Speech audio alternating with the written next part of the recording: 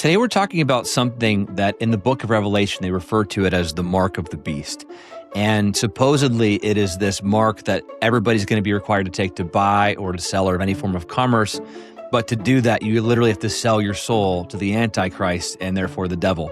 And there's an interesting clip that we're going to look at that links AI and blockchain and technology that's on the very new future to the mark of the beast. And so today we're going to discuss how concerned should we be?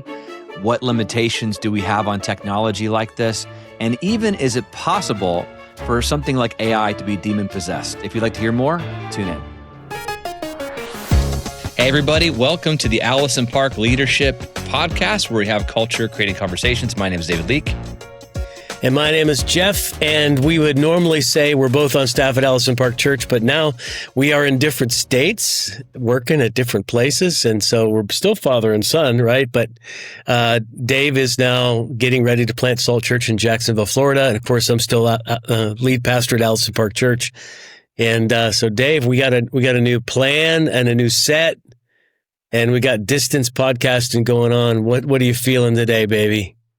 I'm actually really curious to hear how this sounds and as to whether there's any lag or anything. So you can't see this. This is my living room. Beside me, there's a little barn and toy horses and trains. Like I'm in my actual house now and watching my dad and the TV across the room having this conversation. So I'm interested, but I'm ready to go. It's fun. I just got to say, if you need any incentives to come and help us plant Salt Church today, it's in the mid 60s. And so if you're in a place where maybe it's not quite that warm, you're welcome to come down and join us, for a purpose. So anyway, yeah. And we're recording this the week before Christmas, and it just happened to be 10 degrees last night here. So that puts it in context. By the way, I am not in my house. This is actually producer Matt's office and the set that we had been using previously for the podcast. So yeah, so this will introduce the new format that we're using, but in our next episode, we have some other good news to share that we'll just make a teaser for now. Do we have any shout outs to give anybody today, Dave? Not that I'm aware of. I don't think we have anybody new, but if you would like to, you can give us a shout out for the next episode where we will be introducing our brand new podcast name and look and all this stuff. So we're not going to announce it yet today. Well, I don't know what we're going to do. Producer Matt has something spicy up his sleeve, I'm sure. I don't know if he does or not. He will now, but we'll unveil that. But this is actually our last ever podcast under the name Allison Park Leadership Podcast. Should be released by the end of the year. So, Happy New Year if you're listening to this in 2026 or beyond. And the reason why we're changing the name is that when we started this is now the end of our 5th year, right? We're going into year 6. Yeah. End of our 6th year. Okay. We originally created it thinking it might be along the themes of leadership, but turns out it's about a whole lot more than that. So we're going to shift gears to try to call it something a little bit more accurate, which kind of leads us into what we're going to talk about today. Let's set up our conversation. What are we talking about, Dave? So you sent me a clip that is kind of wild. Honestly, yeah. It's from the Tucker Carlson show, and he and his producer, I think his name is Conrad Flynn. I'm not a regular Tucker Carlson guy, but so they're talking about is it possible people have already taken the mark of the beast, or is the mark of the beast in Revelation, meaning where you ally yourself with the Antichrist and permanently lose your salvation, and you're going to be judged when Jesus comes back on a white horse and all this stuff. Is it possible you've already taken it, or is it right here on the horizon? And then it gets kind of wild. It's all linked and related to AI. So did you want to show some of this clip and then we can discuss? Yeah. So again, we're not endorsing this clip. It's more of a curiosity in a way. And I think the other thing about this particular clip is that we know we live in a world of conspiracy theories. And so I know that you'll often hear on a podcast like this some conspiracy theories. So that's I guess some of this we might land there. We also know that we live in an era of a lot of biblical speculation about prophetic things and end time events. Just recently, there was a lot of predictions about Jesus' return in our culture, that it was happening really soon, or Some have even predicted by the end of the decade. So we might go into a little bit of thoughts about end time prophecy, but certainly everything you're going to hear on this little clip will make you go, what? And if you watch further into the clip after the ads and stuff, which I don't know that we're going to get that far, it gets really wild. So this is a good end of the year episode. So let's go ahead and listen to the first part of this clip, and then we'll probably stop it and have some conversation, and then just keep going. We'll let this kind of guide us through the conversation today. A lot of Christians believe that the vaccine, the COVID vaccine, is the mark of the beast. And I said, it's probably not true. I said, but something I've heard, and something that sounds a lot more like it, is blockchain technology, which is the technology we'll all be using in a few years, for financial transaction, among other things. It's everything's written and recorded, and every kind of transaction is written and recorded on it. And these VCs, they go, well, what's the mark of the beast? So I tell them about Book of Revelation. They go and look up Revelation 13, and they go, And so I hear back from them later, and they said, we talked to some of the big, other big people in Silicon Valley about this, recognizable people. And he said, well, what's the Book of Revelation? What's the mark of the beast? And some other big dogs looked it up, and their reaction to that was, that sounds like what that is. It was not, Tucker, that sounds crazy, or I'm not religious, or what we're working on is strange. But the Bible is an old book. We have nothing to worry about there. The reaction was, that sounds exactly like what the blockchain technology is. So that was the beginning of me kind of stumbling into a very strange story about AI, modern technology, and stuff like that. So I think part of what you're revealing is that for the rest of us who assumed the tech barons were normies. Yeah, or agnostic libertarians, right, who aren't that interested in anything beyond the temporal. Right. It turns out they're really religious. Yes. Or open to it. Like and I don't mean that as a compliment at all. I mean, it's like a dark religion, but like the story you just told, like they're not surprised at all. Well, here's something else that was very strange that happened. So Mark Andreessen was on Joe Rogan's podcast about a year or two ago, and he talked about how having an understanding of angels and demons, he's hearing is going to be how people really will help them in understanding AI. That there's no precedent for this except for the kind of stuff people saw and believed in the Dark Ages in terms of angels and demons and stuff. And what Andreessen said will happen soon with AI ties in very much with prophecies in the Book of Revelation, where he said AI will junk, fake AI, say they call it AI slop, just stuff online that's not real, will become so prolific on the internet very soon that you will need to have some sort of online verification system to prove who you're talking to. I mean, I'll know it gets to the case, Tucker, here, where like there's an episode of the Tucker Carlson podcast and you're talking to like Abraham Lincoln or something like that. Which will probably happen next week. I would watch that. They'll have like he'll have a commemorative penny or something like that. And you'll ask him if he... Why did you suspend habeas corpus in Baltimore? My first question. You'll ask him, do you forgive John Wilkes Booth? Right. And then he'll go back to like talking about the pennies. Were you a tyrant? No, that is coming like immediately. So what? So the verification. So one of the ideas that Andreessen brings up is everyone will need to have an online verification for this. So the concern in Silicon Valley is that you have companies like OpenAI where they have they're creating all this AI content, but then they have another company, a sister company called WorldCoin, I think now called just World, which is an online verification system where you need to everyone in the for it to work, everyone has to be a part of it. You have to have your eyeballs scanned. Everyone gets a number, which is also in the Book of Revelation.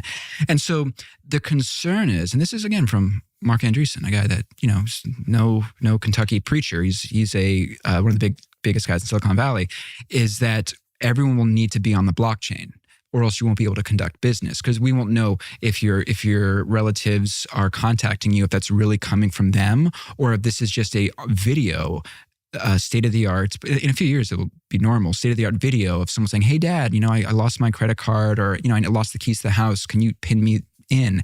And it's actually not them. It's just a video that looks exactly like them, but it's AI. The way around that is everyone will need to essentially be Twitter verified. Everyone will need the blue tick that says, this is Tucker Carlson, this is so-and-so. Right. So in Revelation, written on the Isle of Patmos by John, on recording a vision that he had. The specific description of the mark of the beast in the book of Revelation says you won't be able to conduct commerce without that mark.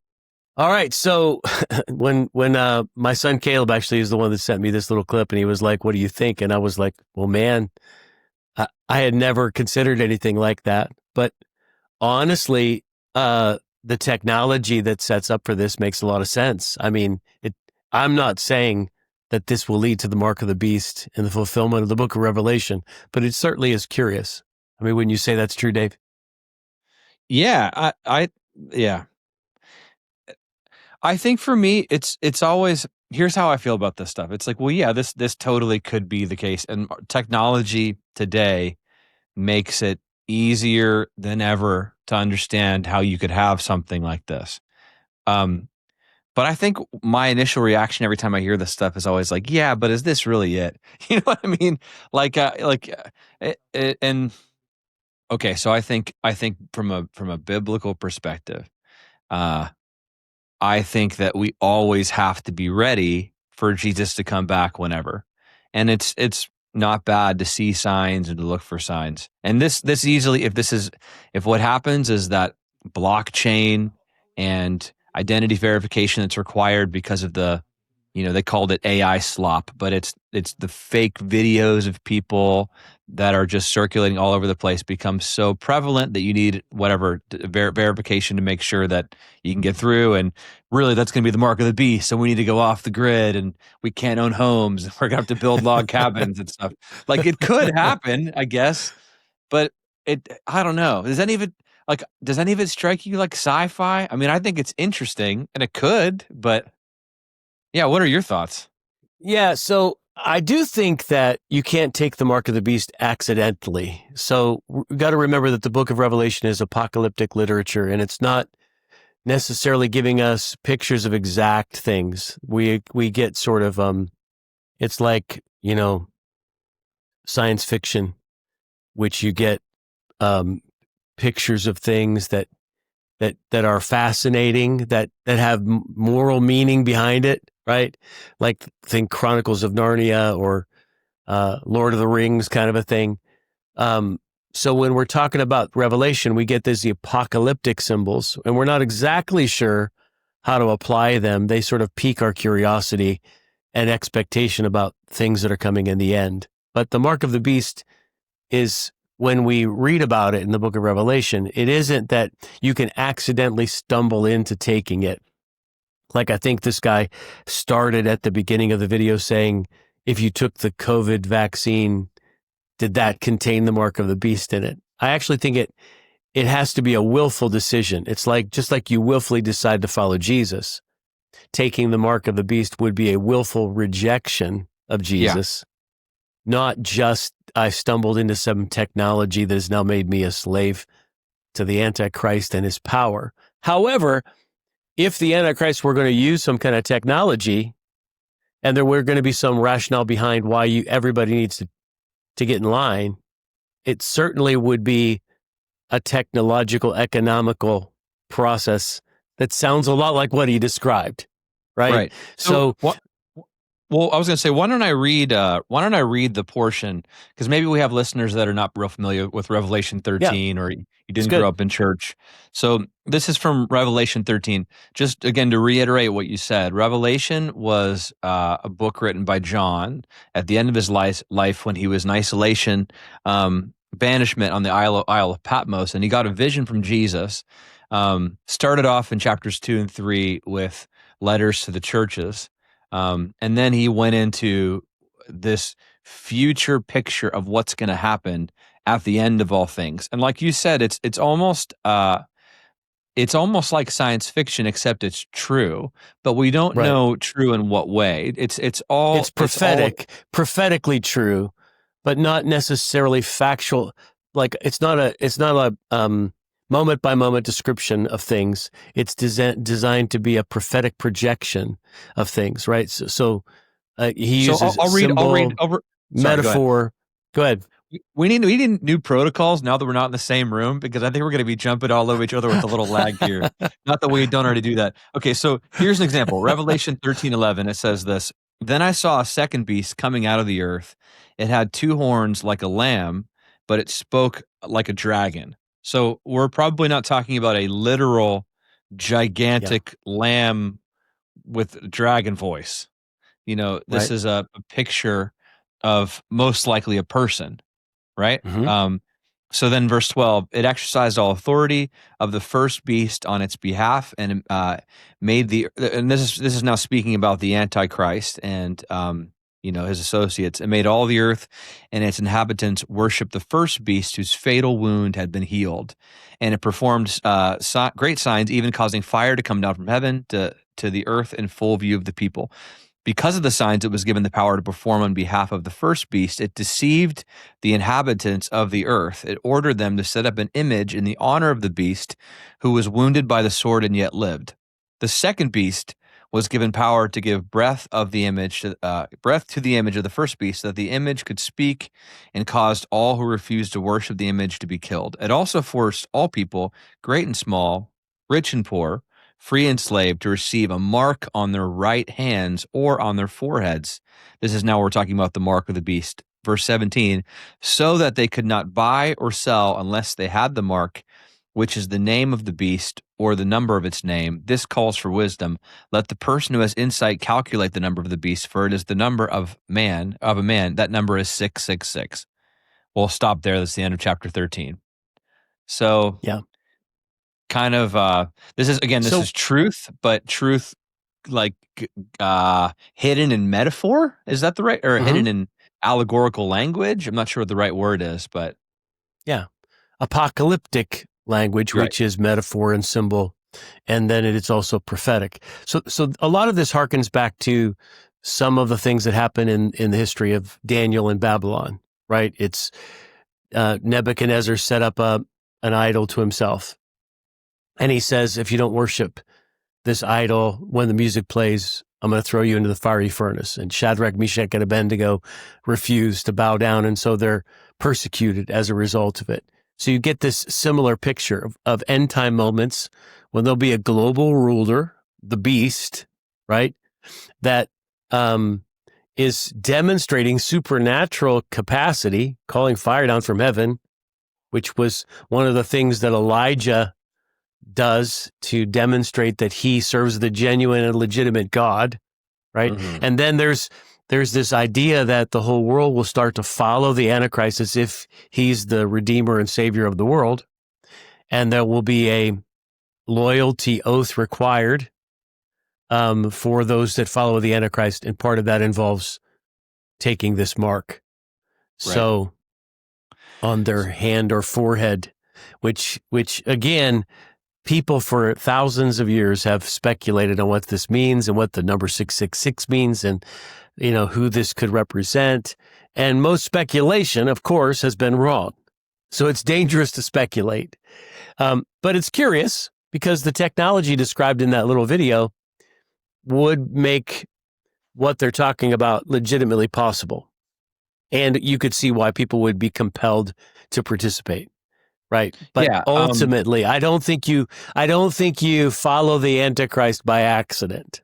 No, well, I mean, You so even this language here where it says, um, to receive the mark on their right hands or on their forehead, isn't that a part of what what's given to Moses in the old covenant, where he says, like, keep this law on your hand or your foreheads, like it'll Yep. always be with you. I'm pretty sure that's a picture. So, like, to be a part of God's covenant, you're supposed to do the same thing. Isn't that actually, maybe I'm getting this word wrong, but don't Orthodox Jews have phylacteries, which is like the scroll of the law that's in those places still even today, I think.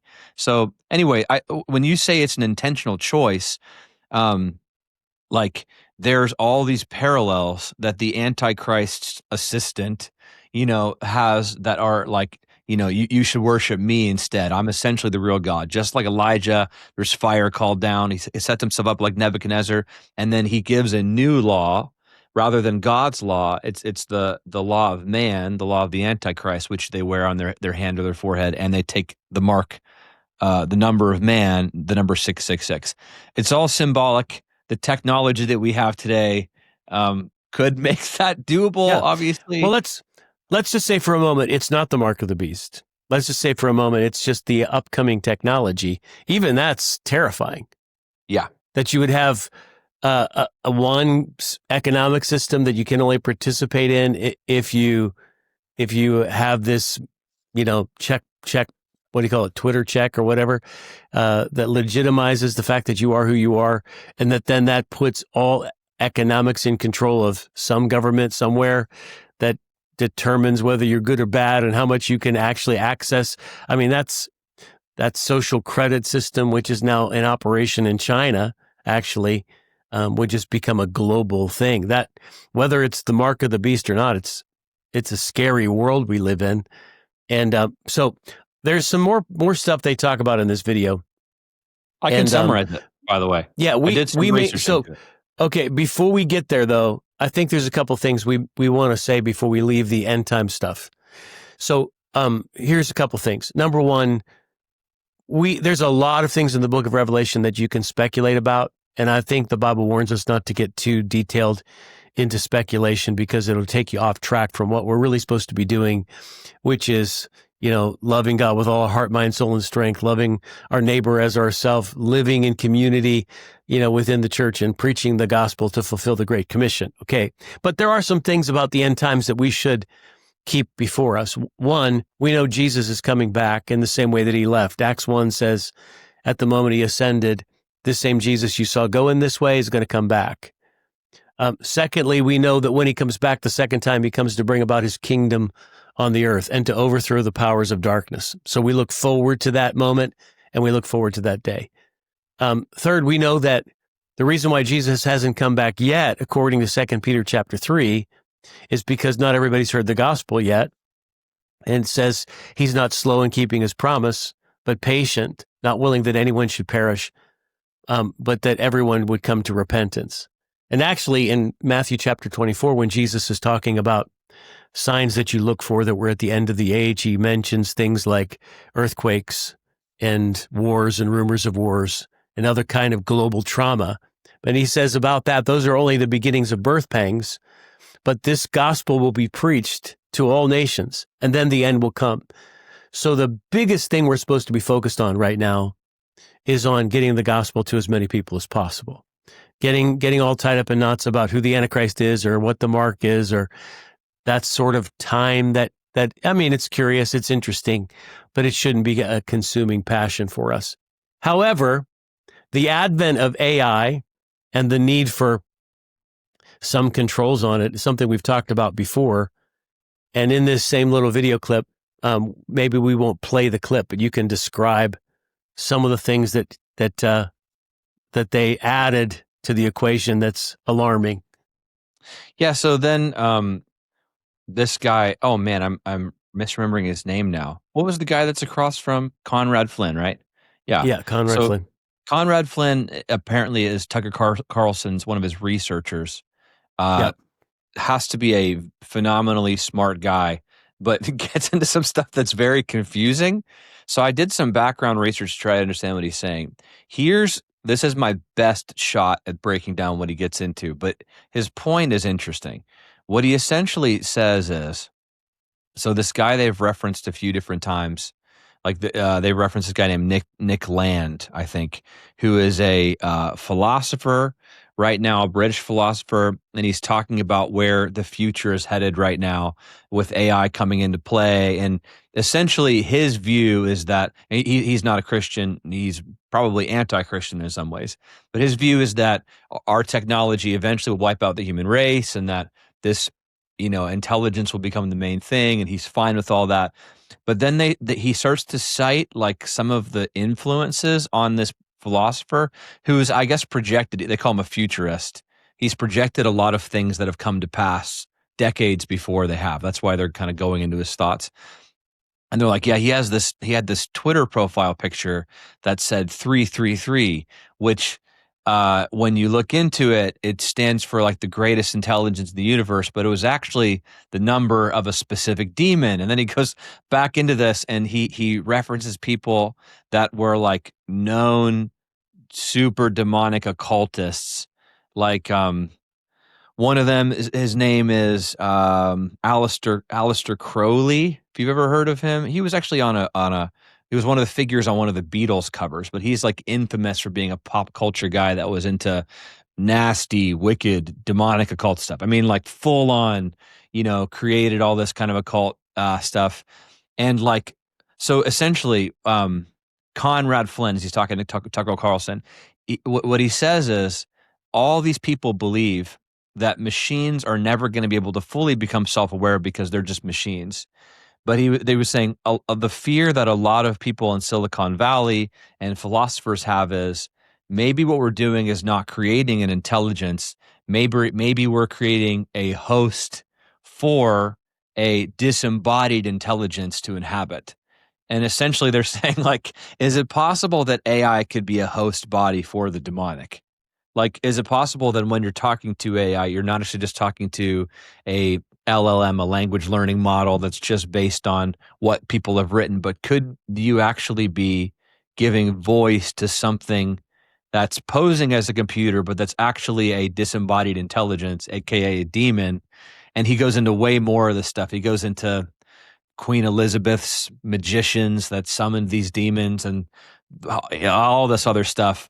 And I think their concern is like, maybe this is actually what's happening. And it's hard to tell, like, where is this just crazy science fiction and where is there actually cause for legitimate concern? Because I mean, I'll be honest, whenever I heard him talking about this, some of this stuff I just am like, okay. But like, man, it feels harder to overblow the infiltration of the demonic into our world the more and more I become aware of what's already happening. You know what I'm saying? I don't know. What are your thoughts? What's your reaction? Okay, so you're basically saying, could AI, maybe AI is just AI. It's just like a technology. It's not a big deal on its own. But could AI become demon possessed? I guess that's basically it. Yeah. Right. And then therefore be controlled by sinister forces that would use it to whatever end the devil wanted to use it for. Yeah. Right. So that's a really good question. Can machines be possessed? I guess is the question. So, and Catholics I know that animals can, because Jesus cast the demons that were occupying the man who had a legion of them in him into the pigs, and they went crazy and ran into the sea. So animals could be inhabited. I don't know how often that happens, but I guess technically it's possible. Go ahead. What were you going to say there, Dave? Well, I was just going to say, I think I'm trying to pull this up right now. But they're like Catholics actually have a whole system for the types of different, demonic types of, I don't know what you'd call it, infestation that they can have. Whether it's, so there's like people, there's animals, there's objects. Let me see. So like they have, okay, here I think this is right. So they have 4 categories. They have temptation, which is just an ordinary temptation towards sin that demons try to have towards people. They have oppression or obsession, as it's called, which is like external harassment affecting a person's life, mind, or circumstances. They have infestation, where demonic influence is attached to a place, object, or a thing. And then they have possession, like what we see, with the demoniacs in the Bible, where they're actually controlled, like a person's or the body. pigs, or the pigs, right? Yeah, exactly. So, like, obviously, like I would say, maybe we would call this a ritual, but like, I think it's very dangerous to mess with occultic items. Like, if there are things that mediums or spiritists or witch doctors or whatever give that are, they've been done some kind of a demonic practice over, like those Ouija boards, for example, or certain charms or statues or blood vials, or what I mean? Like they're objects that are thought to contain spiritual power. In Acts 19, you see them burning these books and trinkets and idols that would have so obviously there can be some demonic attachment that comes to certain items, devices. That's why even Paul says stay away from, even meat offered in an idol temple, and even though it's just meat, just be careful. So, but we're not worried about the devil taking over vehicles. We don't walk around the street being like, be careful that the devil doesn't take over that car. We're not worried about him taking over my iPods. Yeah. Right. So, or AirPods or whatever. Sorry for throwback term there. We're not. So equipment typically is not like, I'm not worried about the devil taking over my Google search. Sure. Right. But obviously evil happens on the internet because people access all kinds of crap there. But so how much different is AI to any other inanimate mechanical object? Right. He's not just going to take the shotgun out of your case and shoot people with it. Right. So why would we think he would take over AI? I mean, is AI truly that different from all other mechanical technological things? I don't know that it is. Okay. I think AI it has so much potential for good or bad, as any new technology does. And it has a lot of potential for bad, obviously. I think their argument was, so Alan Turing, they talk about, he's considered the father of modern computers and technology.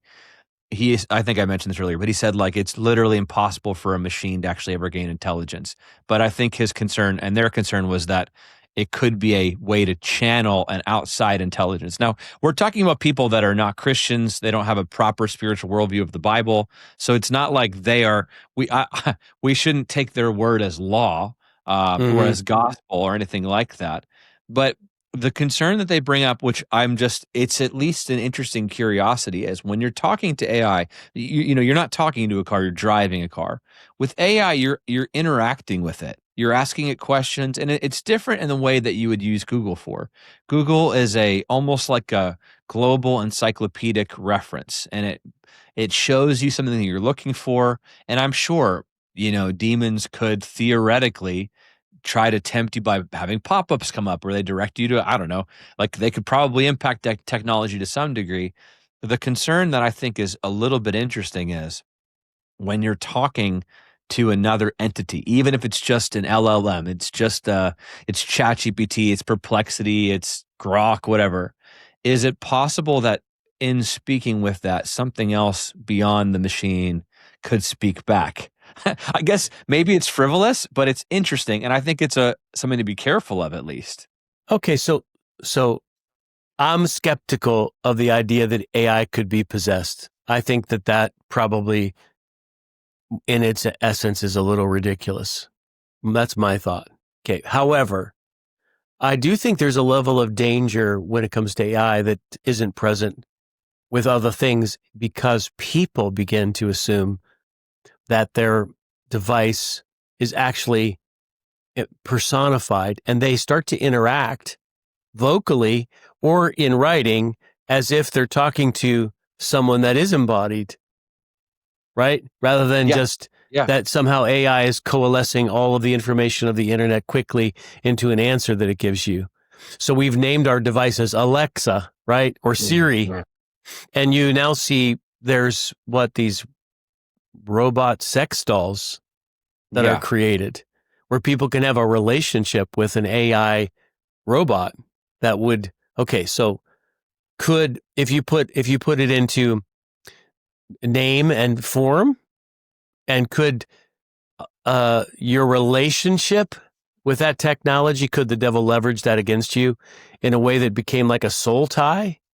Yeah, I think that's probably very possible. Could you, through your giving of yourself to some other personification that is technology, could that be a pathway to becoming oppressed, infested, or even to make a covenant with the powers of darkness? I think so. But am I worried about the Antichrist or the devil taking over the global AI?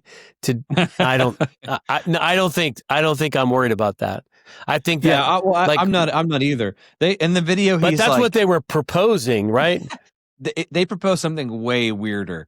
He's like, they think that these two court magicians for Queen Elizabeth I accidentally opened the portal for a demon that went back in time and now has matured into the form of AI, which is like, what? I mean, like, I Yeah. don't know if this guy just thinks it's interesting or if he believes it, but that's wacko. Like, that was crazy. I think that's far-fetched, but I do think there is a very real danger about interacting with AI where you begin to rely upon it too much. Mm-hmm. Like if you're relying upon it for emotional support, that's probably not a good thing. If you're viewing it, if you're creating things that are sensual in nature through AI and you become reliant on that's very unhealthy. So I think because it's so much personalized and intrusive to you, like I didn't realize, Dave, I'm using ChatGPT since we had that conversation with Will Host a couple of months ago about AI. I have started using ChatGPT every day. Like I now see a lot of uses for it. And I was in a planning meeting and I typed in a question and it responded back to me and it said, "That's a very interesting observation, Jeff," and like talk to me, right? Okay. And so I said out loud to the other young staff in the room, ChatGPT thinks I'm amazing because everything I tell it, it's like, "Oh, that's really interesting. Oh, what a great thought." And then they said, "Well, you actually have to train it to relate to you the way you want it to relate to you." Is this true? Well, Dave? it starts off with just an overly positive, like, wow, you're really wrestling with the heart of the issue right now. Like that's kind of the like what a sharp observation. Most people don't get this far. I think that's kind of its like default, but Okay, you can so train it. it's obsequious, right? It tries to make you feel good for whatever reason. I don't know. It's programmed that way, I guess, right? So you can program it to have a relationship with you. Okay, that's a little weird, and I think there's a little danger in that because if you start to relate to AI as if it's a persona, if it's personified, then it's like we are putting something on this relationship that doesn't exist, that it is just technology. But if you start to see it as a friend or a counselor or a consultant, well, then you're setting yourself up for expectations that somehow what's coming out of you're giving it the input and it's giving you something back. Could the devil leverage that and use that to influence major decisions that you make? Yeah, sure. I mean, think about it. When television was created, the devil didn't embody TV sets, but what came through the sets was programming that has been harmful to us, right? Mm-hmm. So when the internet was created, it's not like the devil inhabited the internet, but things were created and available on the internet that were harmful to us. You had to actually be very selective about how you use the internet. And then we had to learn how to put protections on it so that certain things don't just show up. I think we're at the beginning stages of our interaction with AI where we have to say, maybe it's not going to be possessed by Satan himself. However, you have to be very careful about how you interact with it. Even like using it as a Bible interpretation tool is a bit dangerous. Yes. Because you cannot count on the fact that what you're getting back is actually what the scripture says. You can't substitute AI's quick processing for your soul taking the time to let the Holy Spirit speak to you through the word. And so I do think there's the danger of us reacting or interacting with this technological tool in a way that the devil could leverage it against us if we give it permission to, if we give him permission to, I should say. I think what concerns me in addition to what you just said, some of this might be conspiracy and some of it's not, but so recently, and I haven't been looking at it enough to give really good concrete details, but I'll just give an overview. There is a large amount of thinking that actually within a lot of Silicon Valley and Hollywood and a lot of the major media and technology influences in our culture and music as well, that there's a lot of paganism and occultic rituals that are being done in the background over things that seem innocuous, but that they're actually like pretty intentionally demonic. I mean, actually, some of it's not hidden at all. Like in the rap scene and in some of the music scenes, Yeah. it's just openly, intentionally demonic. And I think there's there's a desensitization for people like me, I guess, for Christians in general, think, like, oh, well, they're using this as symbols and it's not good. It's a reflection of the world. So the world is obviously an enemy of God, but the devil is as well. And sometimes I think we can dismiss things as being something that is the devil, not like I'm saying that Satan himself, but of the devil, and say it's worldly and it can be dangerous, but it's not necessarily demonic when it could be. So I think I'm not saying that I think OpenAI's ChatGPT, the whole thing is Satan's. Like, and he's like helping me, do gift research for, I don't know, like evaluate these microphones. Like, I don't think that that's Satan evaluating microphones. But I guess what I am like more concerned about is like, to what degree is the demonic pervading things that are common to us? And when there's another entity speaking back to us, giving us information, consolidating sources, interpreting things, interpreting information, interpreting current events, giving us their spin on what the scripture says, like, I just think that that can be a little dangerous. I mean, I don't think I use AI still, but I'm starting to, put limitations on the ways that I use it and what I trust from it. And I don't know. Well, It piques my I think interest. it's just like anything else when it comes to spiritual activity. You give permission for the devil to affect you. If you don't give permission for the devil to affect you, he can't affect you. I don't care That's what right. technology. Jesus is more powerful, right? Mhm. His death, burial, and resurrection has conquered the powers of darkness. And I don't care if the devil does inhabit some technology. It still can't touch me because Jesus is more powerful than that. But if I give permission for the devil to enter my thoughts and he tempts me, or he accuses me, or he intimidates me with fear, or he misleads me, and I lean into that and choose to come into agreement with it, that's where my soul is affected. If I'm Yeah. not coming into agreement with it, it has no power over me. But when you're interacting with it as if it's a human being, if you're interacting with it as a counselor, and you are starting to think like this person's your friend, this AI person that's out there, and you're beginning to get permissions for it to influence your life, that's where the danger is. It's not going to just jump on you and Right. capture you and destroy you. But you do have to be aware this is probably the most intrusive form of technology that has ever been invented. Because it's intrusive, it's more dangerous.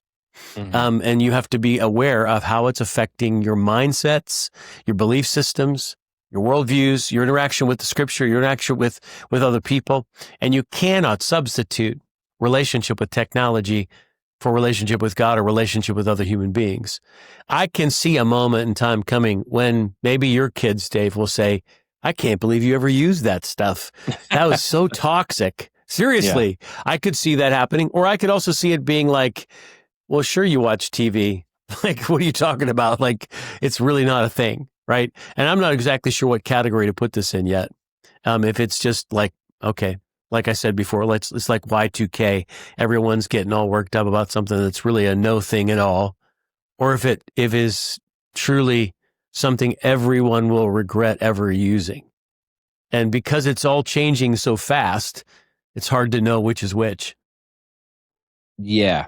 So I know we got to wrap up here. I do think we should be careful and take care and not over obsess and go into some of those things that that guy from Tucker Carlson was talking about. Yeah. But I think like being aware of the devil's schemes and what he wants to do and guarding ourselves and being prepared, I think is the appropriate response. This is a fun topic for the Christmas season. So, if you're listening to this over break and you got your Yeah, it's Christmas cookies there, but a little distracting, and you can watch the clip if you'd like to. We are also planning at Alsa Park, Dave, to do a series on end time prophecy in the summer to clarify some of the things that people get confused over and to talk about some of the speculation and put it all in context. So I know a lot of people are very interested in that topic, and we'll come back to that. And if out of this conversation there are thoughts that you have that, as you've been listening or watching, that you'd like to give us feedback about, or maybe you've heard something that we don't know about that we can have a further conversation about, we'd love to hear from you. And we're looking forward to the very next episode being the first in under the new name, under the new title. So yeah, absolutely. So once again, thanks for joining us at the final episode of the Allison Park Leadership Podcast. If you wouldn't mind helping us out, you can like and subscribe on YouTube, share this with a friend, text them that little arrow, that link to share this episode. If you leave us a 5-star review on Apple Podcasts, we'd love to give you a shout out. But again, we're so thankful that you joined us, and we'll see you guys again next time. And wait, big shout out to producer Matt for helping us get into this new format. There's a lot of the work that goes into that. So thanks, Matt. We love you guys. We'll see you next time.